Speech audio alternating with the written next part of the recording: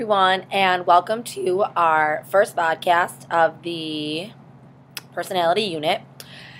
So today I'm gonna give you a brief overview of the different theories of personality we're gonna be covering, and then we're just gonna focus on the first theory of personality, which is the psychoanalytic theory, which, if you remember all the way back to the beginning of the course when we talked about the different perspectives, remember the psychoanalytic was the thumb, right? Because it focuses on what's behind you, the unconscious, your past, what you can't see. So, before we begin though, what is personality, right? Personality is a unique and consistent way of thinking, feeling, and behaving. And what personality theories do is they attempt to describe and explain how people's unique and consistent patterns of thinking, feeling, and behaving are similar and different. So they want to explain how you got your personality or describe what your personality is and how that is similar or different to other people. So the four basic theories we're going to go over are psychoanalytic, which emphasizes the importance of the unconscious and childhood, your past, right? Remember, that's this one. Humanistic, which is an optimistic look at your personality, emphasizing the self and fulfillment and the need for love and acceptance. Remember, that's this one right here. Social cognitive perspective, which emphasizes the learning, right, idea and your cognitive processes and how you think about yourself and your world influences your personality. Right? It includes the belief about self, goal setting, and regulation. So that's the social cognitive, right? Cognitive, their thoughts. And then the trait perspective. And the trait perspective is different than the other three in that it doesn't actually tell you how you got your personality. It emphasizes the description of personalities and how you can measure differences among people and label different personality traits. And the trait perspective is actually the pinky, it's the biological, because it thinks that your personality is mostly genetic, right? So, okay, psychoanalytic perspective.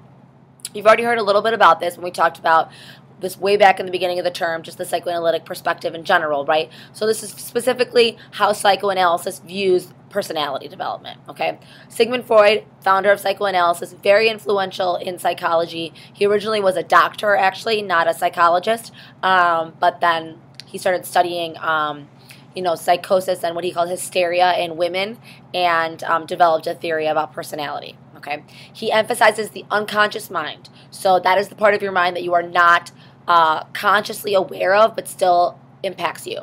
And early childhood. So basically your personality is done at around puberty, and everything you are as an adult is just a reflection of something that happened to you as a child. He's a physician, like I said, right? And he studied mostly women and himself. So some of the basics, right? The first one is that Freud believes you have three levels of consciousness to your personality. You have the thoughts and feelings that you're aware of. This is your consciousness, what you're thinking of at this moment. So maybe you're thinking about what I'm saying. Maybe you're thinking about that you wish you were doing something else on your spring break. Maybe you don't want to come back to school. I don't know, whatever, right? Conscious is what you're thinking and feeling at this moment. Your preconscious is what is stored in your memory, right? So this might be like your long-term or short-term memory. It's not what you're thinking about, but if I asked you, you could think about it. So an example would be me asking you, when's your birthday? So until I asked you that question, you weren't thinking about it. So that was in your preconscious, but then when I asked you the question and you thought about it, it moved to your conscious. And what Freud says is the most important part of the personality is the unconscious, right? This is the part that you are completely unaware of. It's your animal instincts and the parts of you that are kind of more primal in nature, and they actually influence your personality the most, but you're unaware of its existence. So if you look at this little graphic here, right, you see this is like the iceberg. That's what he calls it, the iceberg analogy. So your conscious level is like the top of the iceberg that everyone can see. The preconscious is what's just below the water, and then the unconscious is all the other stuff underneath the water. And the reason that this relates to an iceberg is because in an iceberg, the majority of the iceberg is underneath the water. That's why the Titanic hit it, because it didn't see it. So the majority of what you are and your personality is hidden from you. Okay, so how do you get at the unconscious, right? If we want to know about someone's personality and it's in the unconscious, the question is, how do you even get to the unconscious? So, a couple different things. The first one is you can do dream analysis. So Freud really believed that, like we said, remember we talked about dreams, that it's a wish fulfillment theory, right? That what you dream about has to do with wishes that you are repressing during the day, and your unconscious like kind of gets out and tries to fulfill the wish in your dreams. So he thought that if you analyzed your dreams, right, you could actually find out about the unconscious. So there was the manifest content. Remember, this is the review. This is the surface meaning of the dream. So if you dream about a car accident, it's that you dream about a car accident. And then what he cares about is the latent content. So the latent content is that true hidden unconscious meaning of the dream. And remember that a car doesn't symbolize a car. Like, because you dream about a car crash doesn't mean you're afraid of getting in an accident, right? A crash symbolizes something, the car symbol, everything has a symbol. And the reason that your brain uses symbols is to protect itself from knowing actually what these wishes are. But he thought he could analyze them and get to the deep end, or the deep part of it. Another way to access the unconscious is something called a Freudian slip.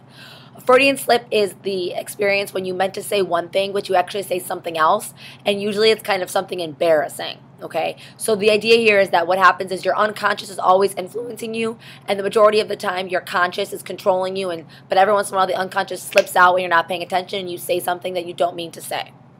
Free association. This is a technique where I say a word and then you write down the first thing that comes to your mind. And this is supposed to help the unconscious come up because you're not censoring yourself.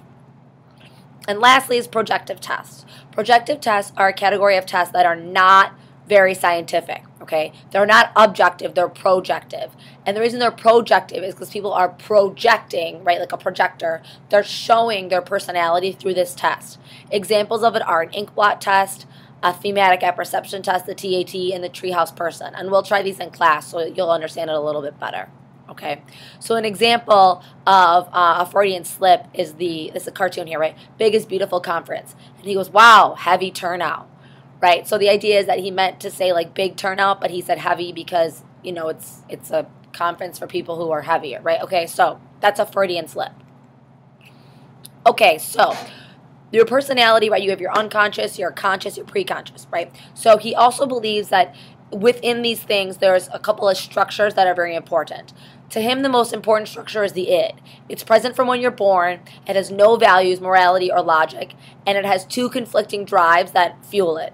Eros, which is a biological urge to sustain life, which is also like libido, and Thanos, which is the death instinct, aggressive, recklessness, life-threatening. So libido is specifically the sexual energy, a part of Eros. So libido is part of your Eros. So you have Eros and Thanos. Eros is the life instinct, and Thanos is the death instinct. And libido is part of the life instinct, but specifically refers to sexual energy. And really what he thought was that the libido was one of the most important drives in the id, right? That your sexual energy, right? And the id is just like this kid over here. Give me, I want it now. I want it. Give me, give me, give me, give me. Mine, mine, give me, right? That's the id. It has no, like, censor. It just wants what it wants now. Just like a child. It operates on the pleasure principle, which is immediate satisfaction. Now. Freud saw this as the basic human motive. All right, once you've been around for a little bit, okay, you develop the superego. So about 5 or 6. And this is that internal voice inside your head that says, don't do that. That's bad. You shouldn't do that, right? And this internal voice is given to you by your parents and society, explaining to you what's right and wrong and what they value and what's good and bad. It's the opposite of the id, right? And then last but not least, you have the ego. And the ego develops after birth, you know, and it's balancing between the id and the superego. So it's what's organized and rational, and it works on the, you know, reality principle. So it tries to find some sort of balance between what the id wants and what the superego knows is correct, okay? So it tries to postpone that gratification. And then here's a little cartoon, right, to describe. So the id says, go 95, and the superego says, go 15, and the ego decides to go 55. So it's the balance between the two. Well, here's the situation, right? Defense mechanisms. Basically, Freud thought that your ego oftentimes was so stressed out with the superego and the id trying to fight for its like attention that reality caused it so much stress that you developed a lot of anxiety. Excuse me. And that anxiety led to humans to develop defense mechanisms, which is a way to protect themselves from the anxiety that they feel. So that in the ego, they in the superego overwhelm the ego and fill it with anxiety. And so defense mechanisms are like a stalling technique that allows your ego to find a more acceptable or realistic solution and not really have to deal with the anxiety or the immediate situation. So here's the different defense mechanisms you have to know. Compartmentalization is when you separate two things and use two different sets of values to make a decision. So like, for example, you want dessert, but you know you're on a diet, so your id says eat the dessert and your superego says you're on a diet, so you say, okay, I'm going to drink diet pop and then I can have this dessert. So you separate the two things. Compensation is when you emphasize a strength to cover up a weakness. So its example is like, you know, maybe if you're not very strong, you would say like, oh, I'm a fighter, not a lover, or I'm not a fighter, I'm a lover, or like the Napoleonic complex. So if you know Napoleon, right, he was a short guy, short man's complex, who like wanted to take over the world. So when you feel a weakness in one area, right, you try to make up for it by a strength in another area. You compensate.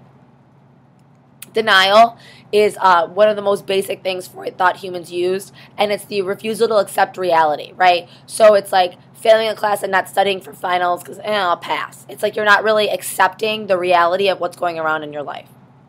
Rationalization is similar to denial, but basically it's like making an excuse. So in denial, you refuse to accept reality, and in rationalization, you don't accept reality because you make an excuse, right? So it's like you're making an excuse for the reality, like it's okay. In other words, if you don't make a team, you would say like, oh, I didn't want to make the team anyways. They lost their first game by 50 points. So you like change your perception and rationalize or make an excuse to protect your ego. Intellectualization is when you use your intellect to suppress emotions. So in other words, if you like are really, if you're, you know, cancer, right, and you're suffering from something, you might like intellectualize it. So you might try to figure out all these statistics in order to kind of separate yourself from that emotion and suppress the emotion. Projection. Projection is when you take how you feel and you say that somebody else feels that way because you don't want to deal with it. So, for example, if you cheat on your boyfriend or girlfriend, you might accuse your boyfriend or girlfriend of cheating because you feel bad, but you don't want to deal with it, so you accuse them of it. Or, like, if you're mad at someone, you might say that they're mad at you, right? So you, like, switch it around. Reaction formation is when you take something dangerous or impulsive and you turn it into their opposite. So, like, you're like, oh, I love losing. Like, you always learn more when you're losing. Or, like, when boys really like girls or girls really like boys and they're, like, mean to them and they pick on them, right? That's reaction formation.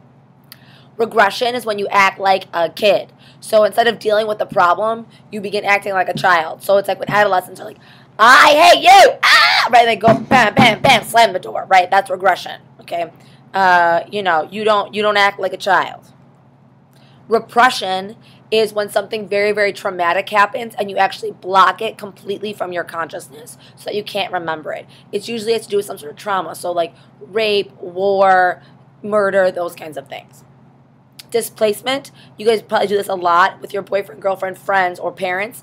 It's like when you're mad at one person but you take it out on another. So you're angry at your boss and you like kick the dog, or you're angry at your teacher and you yell at your best friend, or your parents are angry at their boss but they yell at you instead. Sublimation is when you channel some unacceptable impulse, usually a sexual impulse, into something more acceptable. So you take either a sexual or aggressive impulse that is not acceptable and you channel it. For example, if you are upset and angry that you can't pass calculus, you take out your aggression on the football field. Okay. Another example of this is Disney movies, and I'll show you this in class. They say that there's like they like purposely put like little sexual innuendos in Disney movies because the people from Disney are like you know, they can't show their sexuality because they work for like a kids company, so they like secretly put them in there. Or they say architects design buildings that look like phallic symbols, which is another name for a penis. And they say that they do that because they have all this sexual tension, but they channel it into something creative like building a building. Okay? And the last but not least is undoing. And this is when you take back an unacceptable thought or behavior. So you say something and you're like, oh no, I was just kidding. Like JK, right? So we've done, you know, you do that all the time. You say something and you realize, and you say, oh, JK, right? So that's all for now, AP Psychos. And remember, psychology is flippin' awesome.